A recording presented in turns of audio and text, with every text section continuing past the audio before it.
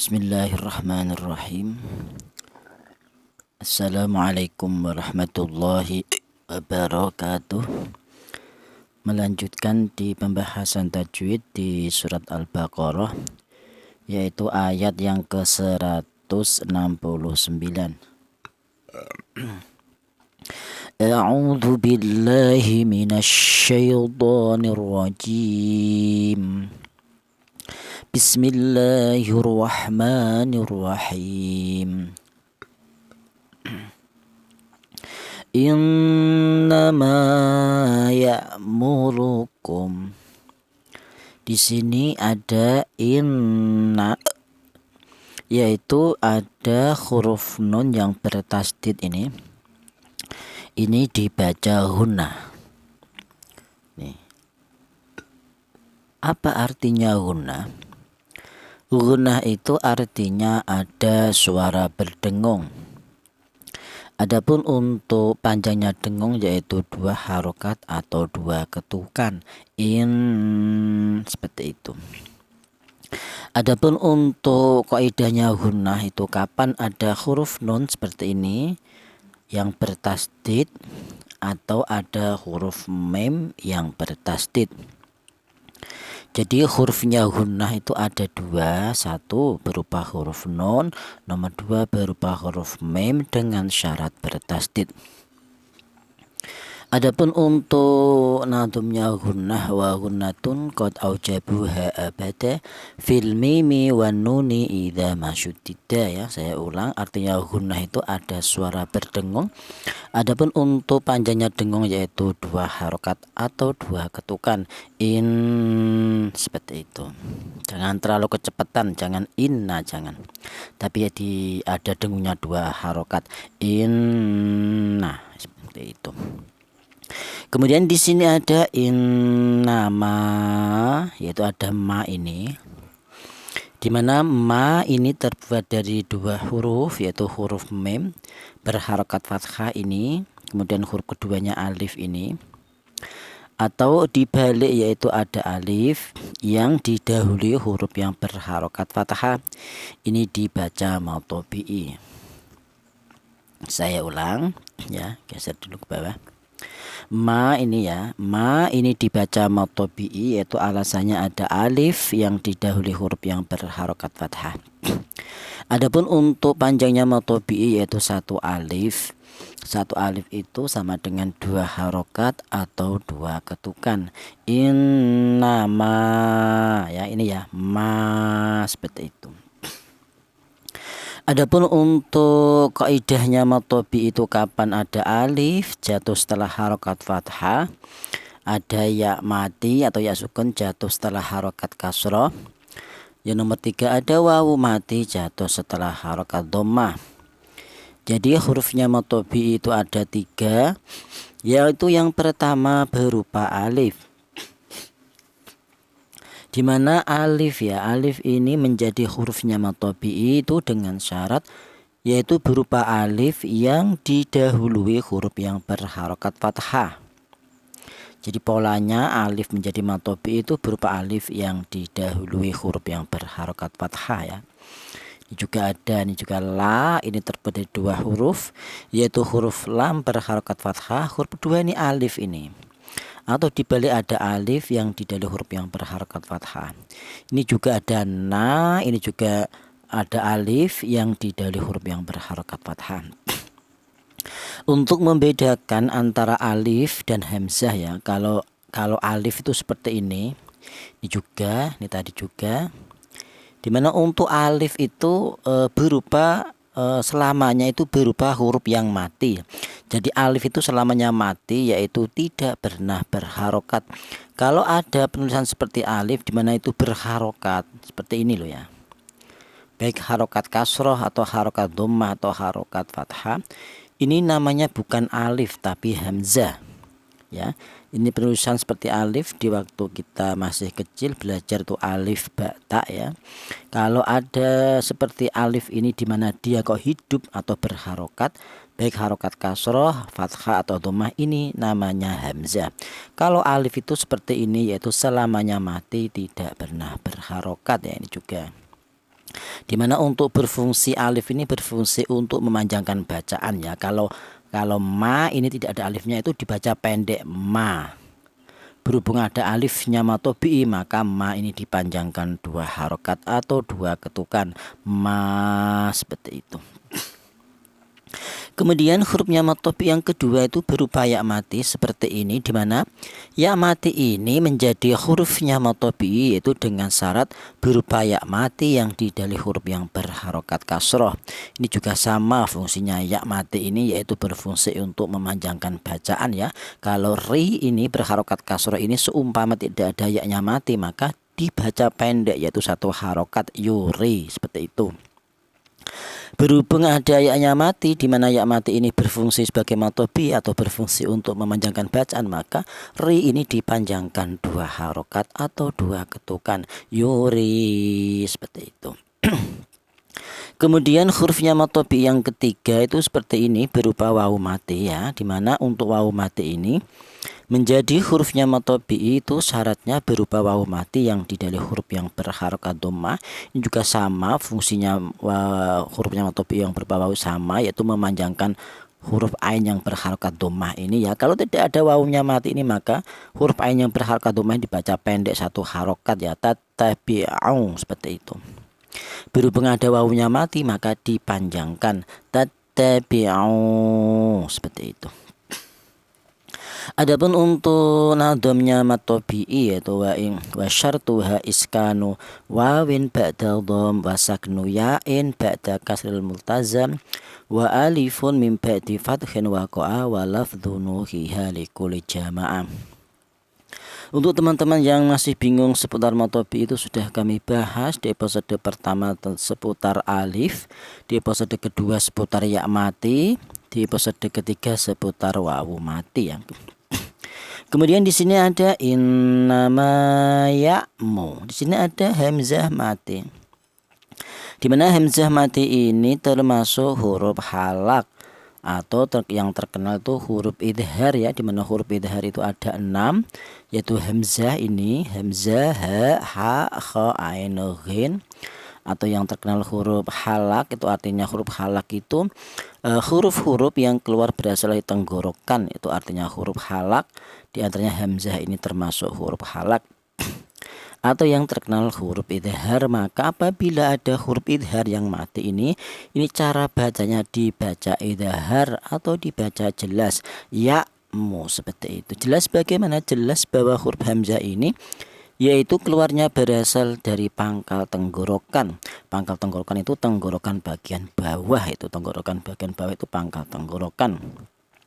Adapun untuk namanya idhar ini adalah idhar halki, yaitu alasannya ada huruf halak yang mati atau ada huruf idhar yang mati. Nadumnya ini wadahir li harfi halki kasfah anna. Kemudian ya'murukum, di sini ada ra. Di mana huruf ra ini berharokat dhammah, ini dibaca tafkhim atau dibaca tebal ya, ya'muru, seperti itu. Di mana untuk menebalkan huruf ra yang dibaca tafkhim ini menggunakan lidah bagian belakang diangkat ke atas ya, ya'muru, seperti itu. Di mana untuk seputar ra yang dibaca tafkhim atau ra yang dibaca tebal itu sudah kami bahas di episode ke-18, di mana untuk ra yang dibaca tafkhim itu ada 8 pola. Yang pertama, ra dibaca tafkhim yaitu berupa huruf ra yang berharokat fathah. Yang kedua, ra mati yang didahului huruf yang berharokat fathah. Yang ketiga ini polanya yaitu berupa huruf ra yang berharokat dhammah. Kemudian yang keempat itu berupa ada ra mati yang didahului huruf yang berharokat dhammah. Kemudian yang kelima itu ada ra mati yang didahului hamzah wasol. Kemudian yang keenam ada ra mati yang didahului huruf yang berharokat kasroh, dan huruf setelahnya berupa huruf isti'la. Huruf isti'la itu huruf-huruf yang naik ke langit-langit mulut, itu huruf isti'la ya.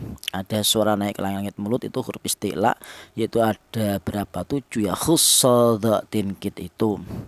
Walaupun roknya mati didahului huruf yang berharokat kasroh, akan tetapi setelah rok mati itu tadi berubah huruf istilah, maka cara bacanya rok mati itu dibaca tafkhim atau dibaca tebal. Kemudian yang keberapa? Yang ketujuh itu berupa ra waqaf. Ra waqaf yang didahului huruf yang mati selain huruf ya dan jatuh setelah harokat dhammah ya. Nah, itu juga dibaca tafkhim. Kemudian yang kedelapan berupa ra waqaf seperti ini, di mana ra waqaf yang kedelapan itu berupa ra waqaf yang didahului huruf yang mati selain huruf ya dan jatuh setelah harokat fathah. Itu juga dibaca tafkhim, contohnya seperti ini ya. Dimana untuk pola tadi ke-8 tadi itu sudah kami bahas di episode ke-18 beserta contoh-contohnya ya. Kemudian ya murukum kita geser dulu.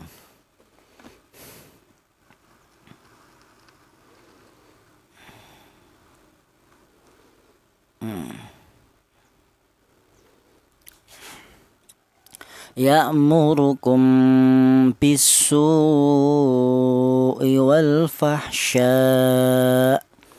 Tadi ya'murukum tadi ada mem mati, di mana mem mati ini berjumpa dengan huruf ba ini dibaca ikhfa safawi. Apa artinya ikhfa? Ikhfa itu artinya samar. Yang mana yang dibaca samar? Yang dibaca samar adalah mem mati tadi ya, ya'murukum seperti itu.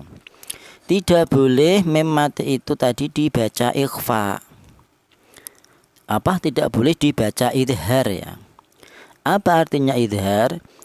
Idhar itu artinya jelas bahwa cara bacanya mem mati tadi tidak boleh dibaca idhar atau tidak dibaca jelas. Seperti contoh ya'murukum bi, seperti itu tidak boleh. Yang benar dibaca ikhfa ya. Adapun ikhfa di mana itu ikhfa yang bertempat di mim mati itu dinamakan ikhfa syafawi ya. Artinya syafawi itu bahwa huruf mim mati itu atau huruf mim itu berasal atau keluarnya huruf itu berasal dari bibir, itu artinya syafawi. Adapun artinya ikhfa itu cara bacanya disamarkan, itu namanya ikhfa syafawi. Saya ulang, bi dibaca ikhfa safawi, yaitu alasannya ada mem mati berjumpa dengan huruf ba. Adapun kaidahnya idhar ikhfa safawi itu kapan ada mem mati? Bila berjumpa dengan satu huruf yaitu huruf ba maka dibaca ikhfa safawi. Di sini untuk membedakan antara ikhfa safawi dan iklab ya.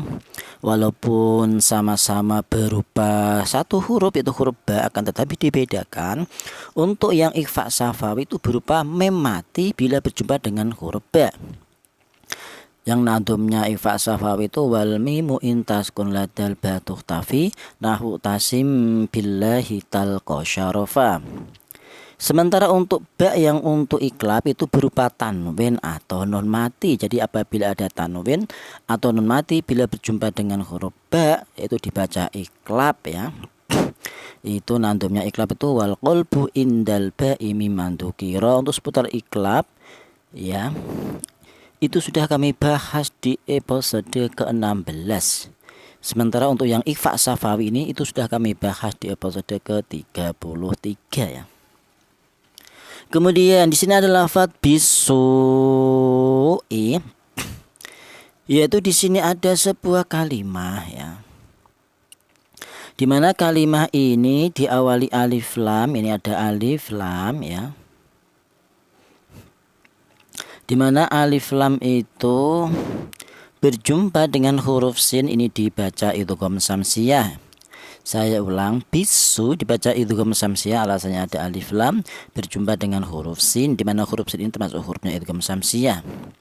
Di mana untuk seputar idhar qamariyah dan idgham samsiyah itu sudah kami bahas di episode ke-6 ya, di mana untuk setiap kalimah, di mana kalimah itu yang diawali alif lam, ini ada alif lam, ini juga kalimah diawali alif lam. Di situ ada dua hukum bacaan tajwid. Yang pertama namanya ada idgham samsiyah, contohnya seperti ini, yaitu ada alif lam berjumpa dengan huruf sin. Yang kedua namanya ada idhar qamariyah, contohnya seperti ini, ada alif lam berjumpa dengan huruf fa, di mana huruf fa ini termasuk hurufnya idhar qamariyah. Adapun untuk kaidahnya ya, ini sama-sama mempunyai huruf 14, baik yang idgham samsiyah juga hurufnya 14, yang idhar qamariyah juga 14 ya. Untuk yang ini kaidahnya idgham samsiyah yaitu kapan ada alif lam bila berjumpa dengan huruf 14 yang terdapat dalam nadhum tifsu masil rahman tafuz difdani amta su'adhonni yursyari falil karam. Sementara untuk kaidahnya yang idhar qamariyah itu kapan ada alif lam bila berjumpa dengan huruf 14 juga yang terdapat dalam nadhum fi abghi hajjaka wa khaf aqimah, di mana untuk menghafalkan huruf-huruf tersebut baik yang idhar qamariyah ada 14, yang idgham samsiah juga ada 14, itu kesulitan ya, sulit ya, sama-sama 14 banyak sekali hurufnya. Nah ini untuk cara mudah mengenal apakah itu dibaca idgham samsiah, apakah kalimat itu dibaca idhar qamariyah, yaitu cukup ini. Untuk yang idhar qamariyah itu polanya yaitu setelah alif lam itu tidak berjumpa dengan huruf yang bertasdid, ini pola untuk idhar qamariyah. Sementara yang untuk idgham samsiah seperti ini polanya yaitu setelah alif lam berjumpa dengan huruf yang bertasdid ya. Hanya ini saja membedakan yaitu tasdid dan tanpa ada tasdid. Kalau yang setelah alif lam berjumpa dengan huruf yang bertasdid dinamakan idgham samsiah. Kalau yang alif lam tidak berjumpa dengan huruf yang bertasdid ya, tidak berjumpa dengan huruf bertasdid itu dinamakan idhar qamariyah. Itu cara mudahnya saja ya. Adapun artinya idgham ya, idgham itu artinya ya ini sama-sama al ya, ini ada al, ada ini lam mati juga ada al. Kalau yang idgham alnya lam matinya ini langsung hilang masuk atau menyatu ke huruf sin ya, bisu seperti itu namanya idgham. Jadi lamnya ini langsung masuk ke huruf sin, tidak boleh dibaca bilsu, tidak boleh. Kenapa? Karena ini idgham ya. Adapun untuk idgham yang masuk pada alif lam itu dinamakan idgham samsiah. Sementara untuk al ya yang masuk pada ini idhar qamariyah, artinya idhar itu jelas. Jadi lamnya mati ini dibaca jelas atau kelihatan, walfa seperti itu. Tidak boleh dibaca idgham seperti contoh wafa, tidak boleh. Karena apa? Karena lam matinya adalah dibaca idhar. Adapun idhar yang masuk pada al ini namanya idhar qamariyah. Kemudian di sini ada bisu'i ya. Di sini ada kita bahas su ini dulu ya. Su ini dibaca matobi'i. Tadi di depan sudah kita bahas kaidahnya matobi'i ya. Kapan ada alif seperti ini jatuh setelah harokat fathah, ada ya mati jatuh setelah harokat kasrah, ada wawu mati ini jatuh setelah harokat dhammah. Jadi su dibaca matobi'i alasannya ada wawu mati yang didahului huruf yang berharokat dhammah. Adapun untuk tanda bendera di atas ini ya, ini bukan harokat, ini hanya sebuah tanda saja bahwa cara bacanya su ini dipanjangkan, ya itu saja ya fungsinya. Kalau sudah mengenal walaupun tidak ada tanda seperti ini kita akan tahu, yaitu mengenal bagaimana mengenal ini bahwa setelah matobi su ini ada hamzah. Maka apabila ada matobi'i ini berjumpa dengan hamzah, di mana perjumpaannya matobi'i dan hamzah ini terangkai di dalam satu kalimat, ini dinamakan mat wajib mutasil ya. Jadi su'i dibaca mat wajib mutasil, yaitu alasannya ada matobi'i berjumpa dengan hamzah yang terangkai di satu kalimat. Itu dinamakan mat wajib mutasil ya. Jadi mat wajib mutasil itu terbuat dari matobi'i dulu ini ya. Bukan hanya ini saja ya. Setiap mat apapun itu memang terbuat dari matobi'i. Seperti ini ya, kalau matobi'i berjumpa dengan hamzah, di mana perjumpaannya berada di satu kalimat, itu dinamakan mat wajib mutasil. Kemudian geser ya. Apabila ada matobi'i ya, ini juga ada. Apabila ada matobi ini di mana matobinya berjumpa dengan hamzah, di mana perjumpaannya itu terangkai di dua kalimat yang berbeda, itu dinamakan mat jaiz munfasil. Kalau ada matobi'i kemudian matobi itu berjumpa dengan huruf yang diwakofkan, itu dinamakan mat arid lisukun. Kalau ada matobi'i di mana matobi itu bertempat di hak dhamir, itu dinamakan mat shailah, baik yang tawilah atau yang qasirah. Kalau ada matobi'i di mana matobi itu bertempat di tanwin fathah berada di akhir kalimat, itu dibaca mat iwad. Kalau ada matobi'inya bertempat di yang bertasdid ya, di dahulu huruf yang bertasdid, itu namanya mat tamkin. Jadi mat apapun itu memang terbuat mat tabi'i ya. Kalau mat tabi'inya bertempat di sebuah kalimah, di mana kalimah itu setelah mat tabi'inya itu berupa huruf yang bertasdid, itu dinamakan mat lazim kilmi mutsaqal. Kalau bertempat di huruf muqatta'ah atau huruf potong itu dinamakan mat lazim harfi mutsaqal. Kalau mat tabi'inya itu bertempat di mat tabi'i berjumpa dengan huruf sukun, kalau berbentuk kalimah dinamakan mat lazim harfi mukhaffaf. Kalau berjumpa di huruf muqatta'ah atau huruf potong itu dinamakan mat lazim harfi mukhaffaf ya. Setiap mat apapun itu memang terbuat dari mat tabi'i ya. Teman-teman pemula, untuk sebelum kita mengenal bacaan mat-mat yang lain seperti ini, itu alangkah baiknya mengenal bacaan mat tabi'i dulu. Karena karena bacaan mat-mat yang lain ada banyak sekali itu mat-mat itu terbuat dari mat tabi'i ya. Kalau kita masih kebingungan, kesulitan mengenal bacaan mat tabi'i, maka kita akan kesulitan untuk mengenal bacaan mat-mat yang lain. Saya ulang, di sini ada su'i dibaca mat wajib muttasil, alasannya ada mat tabi'i berjumpa dengan hamzah yang terangkai di dalam satu kalimah ya. Artinya muttasil itu gandeng ya. Gandeng yang bagaimana? Gandeng itu antara perjumpaannya mat tabi'i ini su dan i ini, yaitu terangkai di satu kalimah, itu namanya gandeng atau namanya muttasil ya. Adapun untuk panjangnya yaitu 2 alif setengah atau 5 harokat atau 5 ketukan. Bisu seperti itu. Kalau yang perjumpaannya mat tabi'i dengan hamzah itu terangkai di 2 kalimat yang berbeda seperti ini dinamakan mat jaiz munfasil ya. Dimana untuk mat tabi'inya dan hamzah itu terangkai di 2 kalimat yang berbeda dinamakan mat jaiz munfasil. Untuk lebih jelasnya seputar mat wajib muttasil dan mat jaiz munfasil itu sudah kami bahas di episode kelima. Adapun untuk kaidahnya mat wajib muttasil itu kapan ada mat tabi'i berjumpa dengan hamzah yang terangkai di satu kalimah dinamakan mat wajib muttasil. Adapun kaidahnya untuk mat jaiz munfasil itu kapan ada mat tabi'i berjumpa dengan hamzah yang terangkai di 2 kalimah yang berbeda, itu dinamakan mat jaiz munfasil.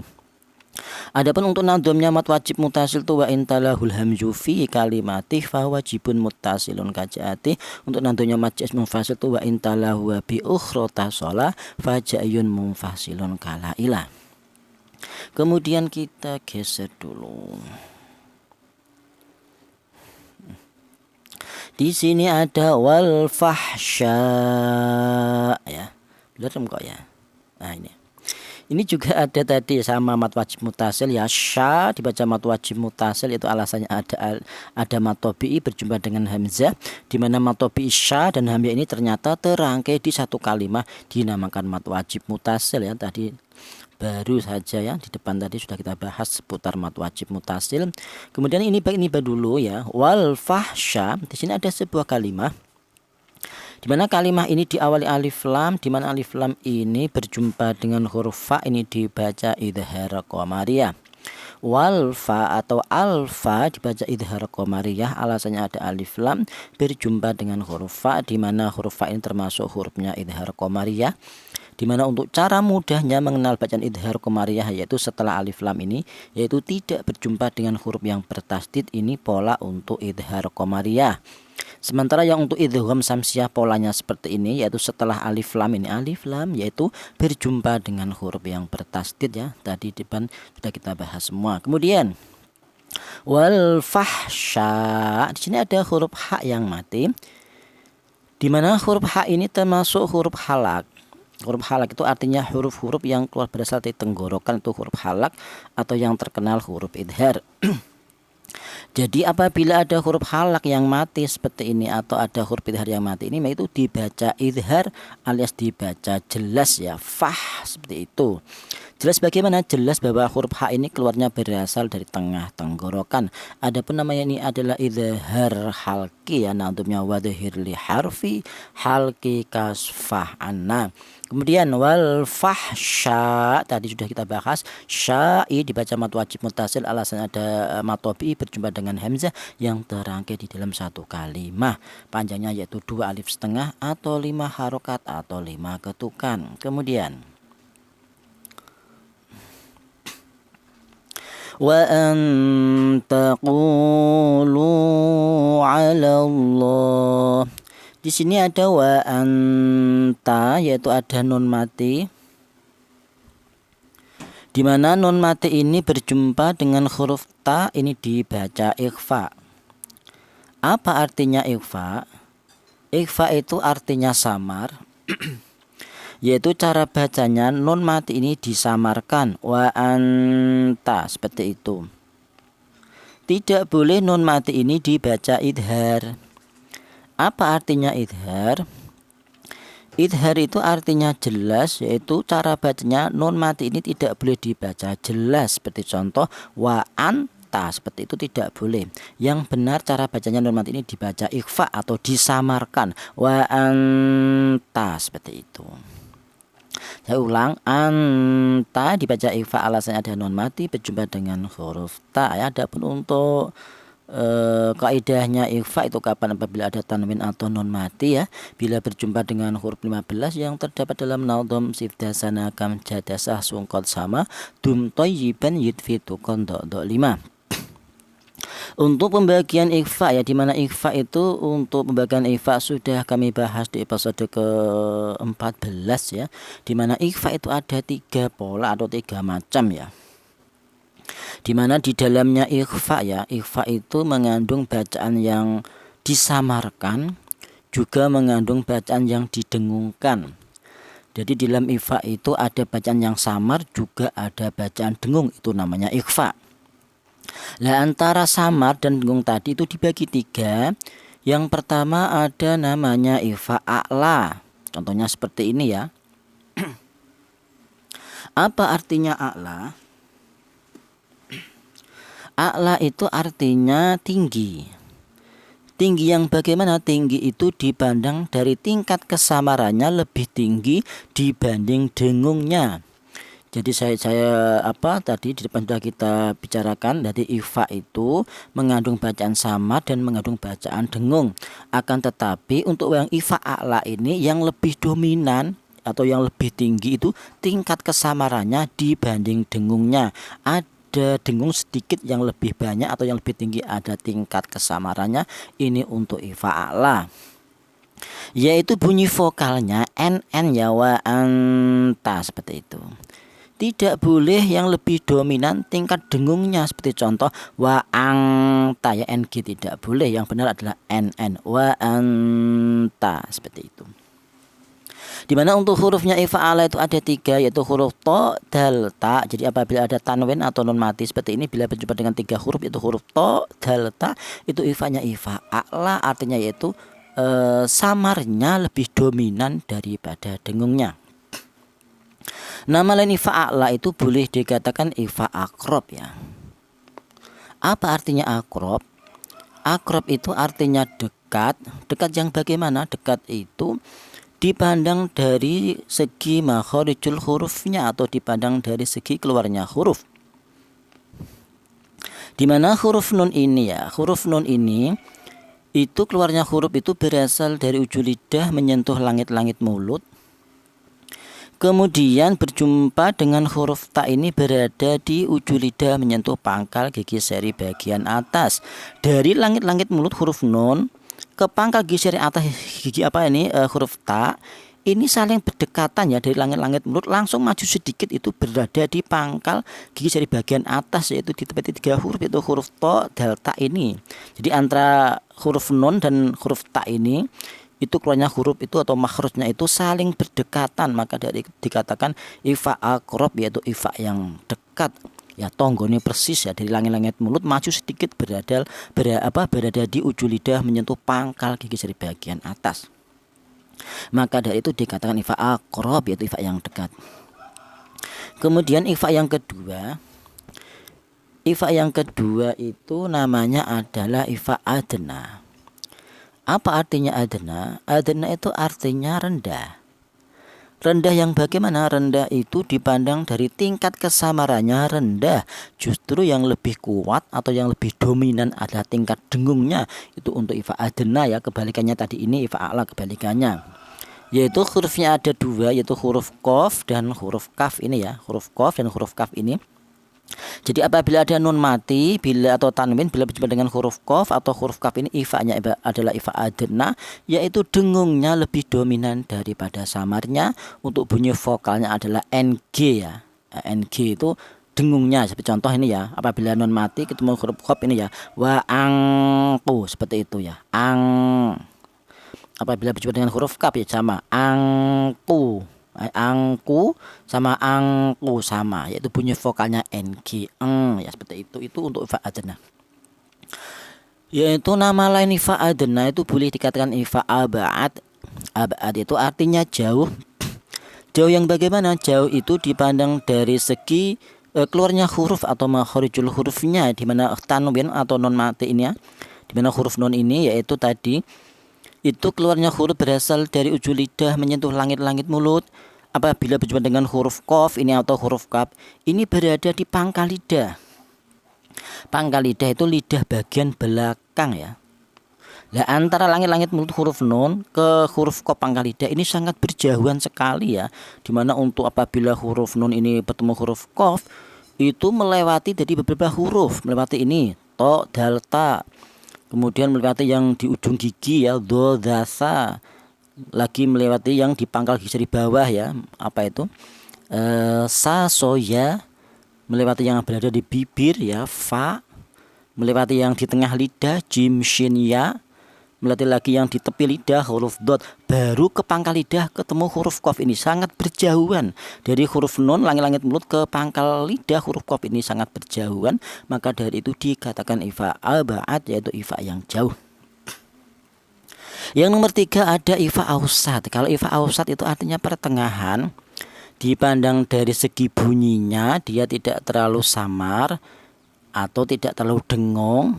Dipandang dari makharijul hurufnya dia tidak terlalu jauh juga tidak terlalu dekat ya. Itu untuk ifa ausat.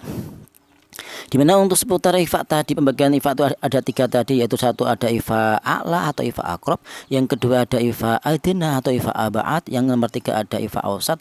Itu sudah kami bahas di episode ke-14 tentang pembagian ifa ya, beserta contoh-contohnya ya. Kemudian di sini ada an wa antaqulu. Di sini ada ku dan lu. Ini sama-sama dibaca matobi dan ini sama berupa wawu mati ya.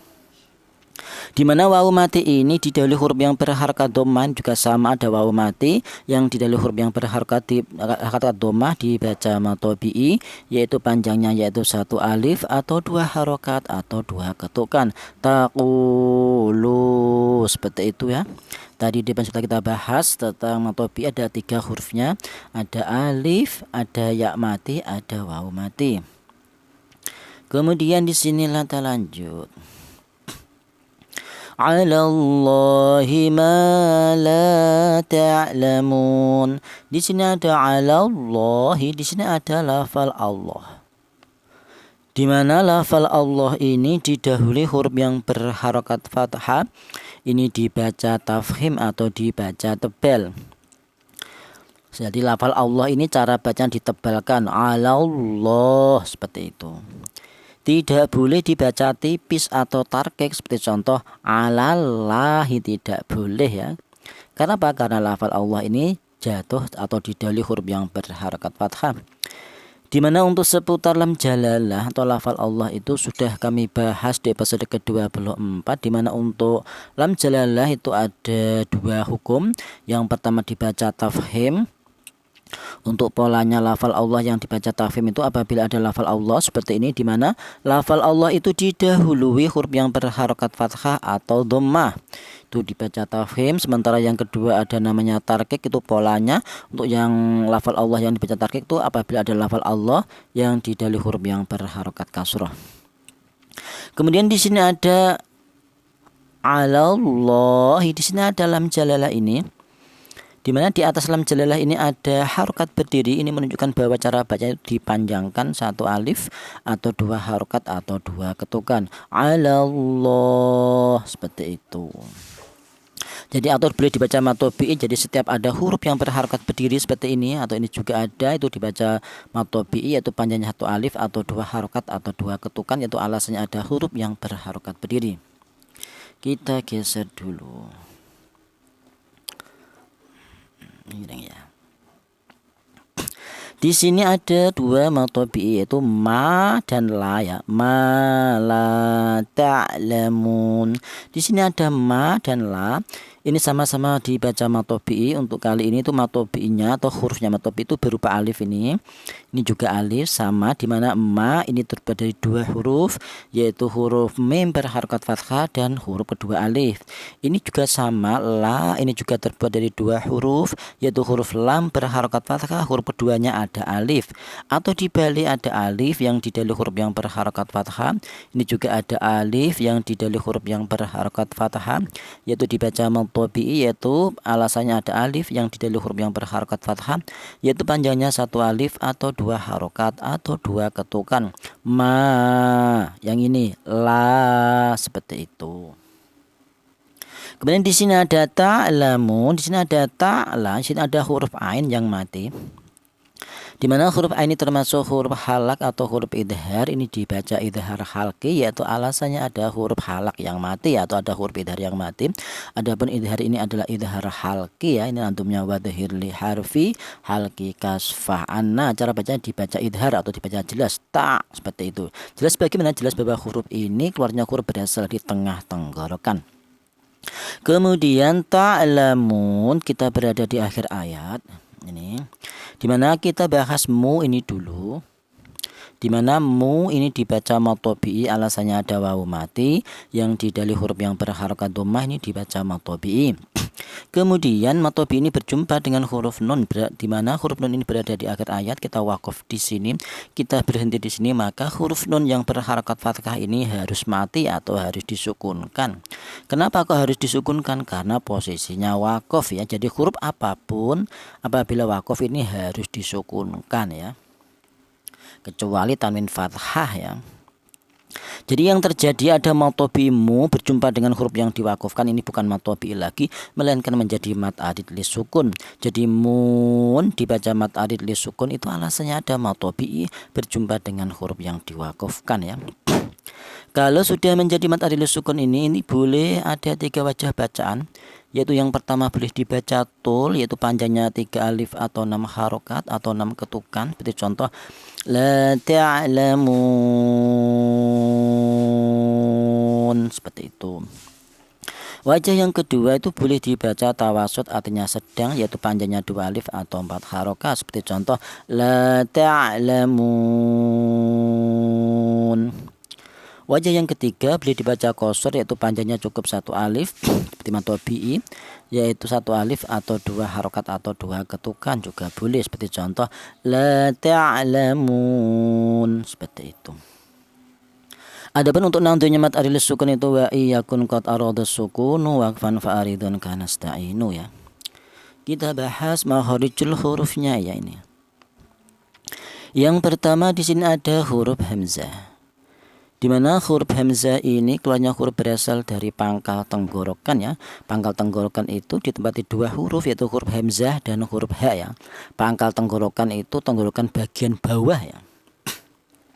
Dimana untuk huruf halak ya atau huruf idhar itu ada 6, yaitu hamzah ini, ha, ha, kha, ain, ghin, itu semuanya huruf idhar atau huruf halak, dimana yaitu semuanya ke-6 itu berasal dari tenggorokan semuanya. Akan tetapi walaupun sama-sama berasal di tenggorokan, akan tetapi dibedakan untuk tenggorokan bagian atas itu ditempati 2 huruf, yaitu huruf kha dan huruf ghin ya. Sini tidak ada. Kemudian turun ke bawah berada di tengah tenggorokan, yaitu ditempati 2 huruf juga, yaitu huruf ini huruf ain dan huruf ha. Kemudian turun lagi ke bawah di pangkal tenggorokan atau tenggorokan bagian bawah, itu juga ditempati 2 huruf, yaitu huruf hamzah ini dan huruf ha ya. Jadi walaupun sama-sama berasal dari tenggorokan semua, akan tapi dibedakan, ada tenggorokan bagian atas, tenggorokan bagian tengah, juga ada tenggorokan bagian bawah. Untuk vokalnya hamzah ya, a, i, u, b, u, an, ani, a, na, minal, mu, ni, ma, i, an, ani, a. Kemudian huruf nun. Huruf nun ini keluarnya huruf berasal dari ujung lidah menyentuh langit-langit mulut ya. Untuk teman-teman seputar makharijul huruf ya yang masih bingung, itu sudah kami bahas di episode ke-12, yaitu membahas makharijul huruf bagian 1, dan episode 13 membahas makharijul huruf bagian 2. Di situ ada videonya, ada kami perlihatkan ada ujung gigi, ada lidah, ada tengah lidah, ada ujung lidah ya. Di situ kami perlihatkan semuanya di situ. Kemudian huruf nun ini keluarnya huruf berasal dari ujung lidah menyentuh langit-langit mulut. Nani, nu, pen, nunan, nani, nan, naminal, munni, mani, nan, nani, nam. Kemudian huruf mim. Huruf mim ini keluarnya huruf berasal dari kedua bibir ya, di mana kedua bibir itu ditempati 3 huruf, yaitu huruf mim ini, kemudian huruf ba dan huruf wawu. Saya ulang, huruf yang berasal dari kedua bibir itu ada 3 huruf, yaitu huruf wawu, huruf mim, dan huruf ba. Akan tetapi dibedakan untuk huruf ba ini dan huruf mim itu dihasilkan dari kedua bibir yang rapat. Jadi kita melafalkan huruf ma atau bacaan ma atau ba ini, itu kedua bibir, baik bibir atas atau bibir bawah itu berperan semuanya, kemudian dia rapat dulu atau nempel dulu, ma, ba, seperti itu. Saya ulang, huruf ba dan huruf mim ini dihasilkan dari kedua bibir yang rapat, sementara untuk huruf wawu ini walaupun sama-sama berasal dari kedua bibir, akan tetapi untuk huruf wawu ini dihasilkan dari kedua bibir yang renggang. Kita bilang wa itu melibatkan bibir atas atau bibir bawah berperan, akan tetapi tidak rapat atau tidak nempel wa. Kalau rapat malah salah ya. Ya ulang, huruf mim ini keluarnya huruf berasal dari kedua bibir yang rapat. Ma, mi, mu, pem, mu, mam, mani, mam, na, mi, nal, mum, ni, ma, mi, mam, mani, mam. Kemudian huruf ya keluarnya huruf berasal di tengah lidah ya. Ya, yi, yo, pei, yu, yai, yani, yai, naminal, muni, mai, yai, yani, ya. Huruf hamzah tadi sudah berasal dari pangkal tenggorokan. Huruf mim juga sudah berasal dari kedua bibir yang rapat. Huruf ra belum. Huruf ra ini keluarnya huruf berasal dari ujung lidah menyentuh langit-langit mulut. Orari, oruper, rurar, rari, rar, naminal, murni, mari, rar, rani, ram. Kita geser dulu. Huruf kaf dan mim ya. Kemudian huruf kaf. Huruf kaf ini keluarnya huruf berasal dari pangkal lidah. Pangkal lidah itu lidah bagian belakang, di mana lidah bagian belakang itu ditempati 2 huruf, yaitu huruf kaf ini dan huruf qaf. Kaki, kubek, kukang, kanikak, naminal, muk, nimaki, kang, kanika. Kemudian huruf mim tadi sudah berasal dari kedua bibir yang rapat. Kita geser dulu.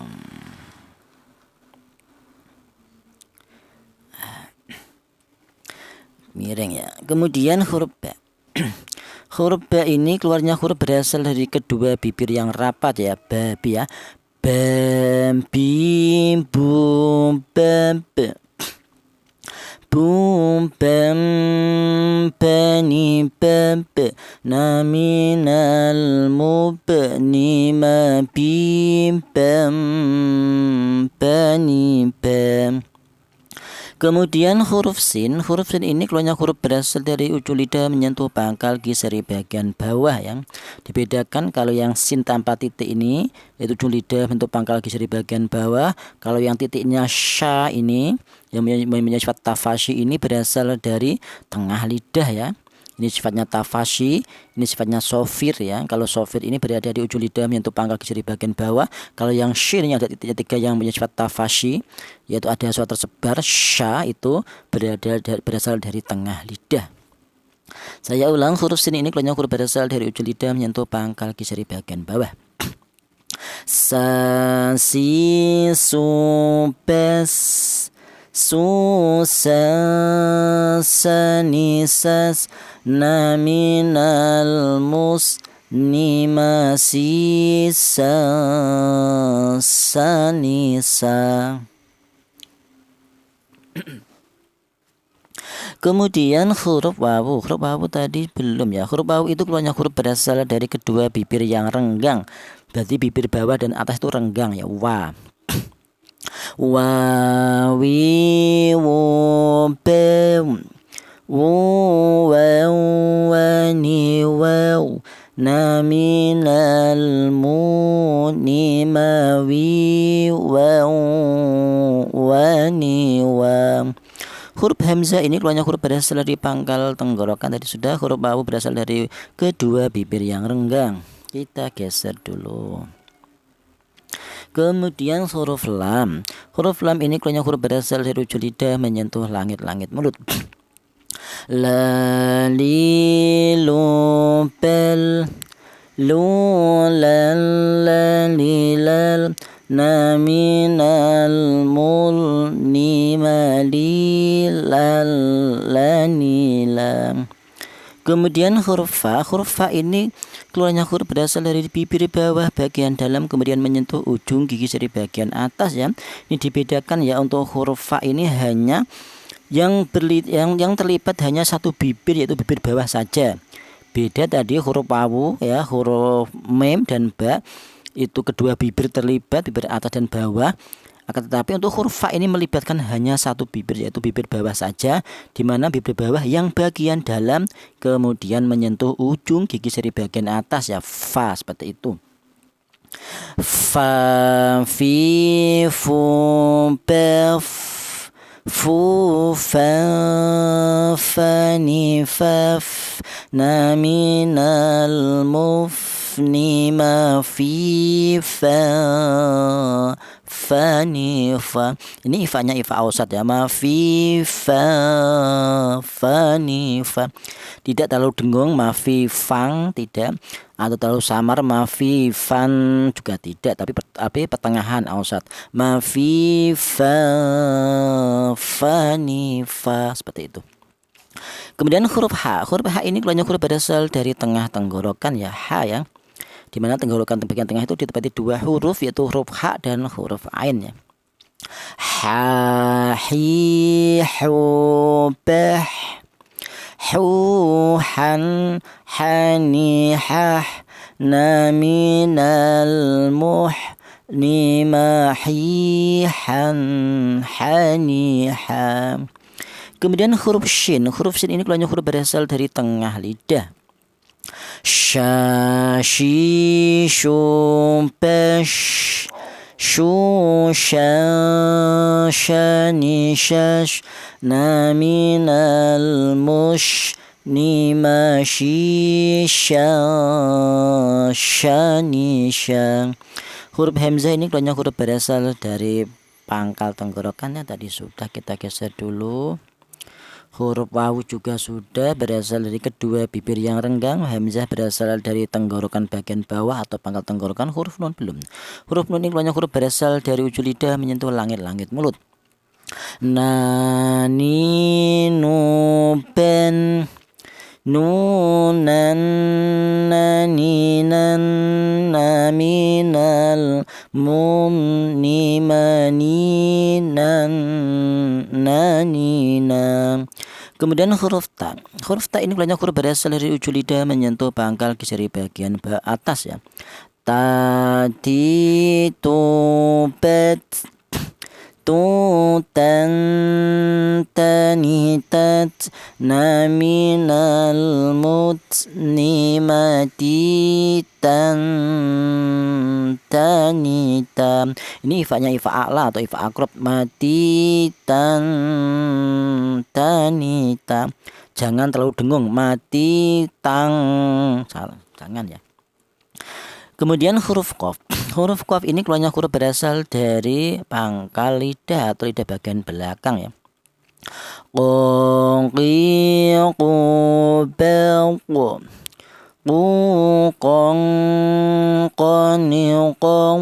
naminal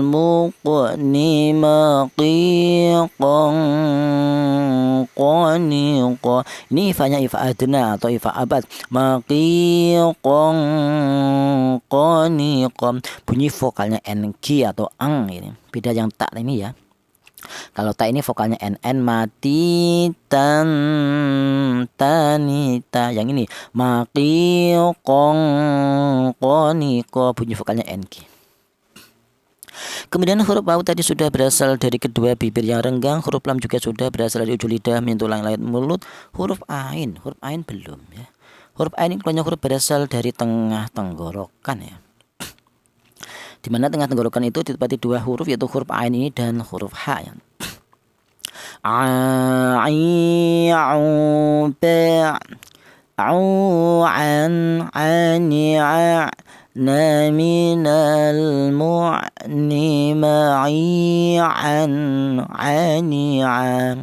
Huruf lam tadi sudah berasal dari ujung lidah menjelang lain mulut ya. Huruf lam sama huruf ha.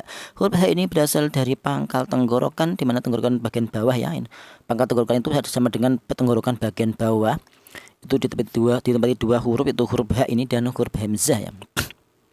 Ha hi hu pam hu han hani ha na minal nimahihan hanihan. Huruf mim berasal dari kedua bibir yang rapat. Huruf lam berasal dari ujung lidah menyentuh langit mulut. Sudah semuanya. Huruf ta juga sudah berasal dari ujung lidah menyentuh pangkal jari bagian atas. Huruf ain berasal dari tengah tenggorokan. Huruf lam ujung lidah menyentuh langit mulut. Huruf mim berasal dari kedua bibir yang rapat. Huruf waw berasal dari kedua bibir yang renggang. Huruf nun berasal dari ujung lidah menyentuh langit mulut. Nani nupen nunan naninan naminal munimaninan naninam. Shadaqallahul azim. Wallahu a'lam bishawab. Assalamualaikum warahmatullahi wabarakatuh. Alhamdulillahirabbil alamin.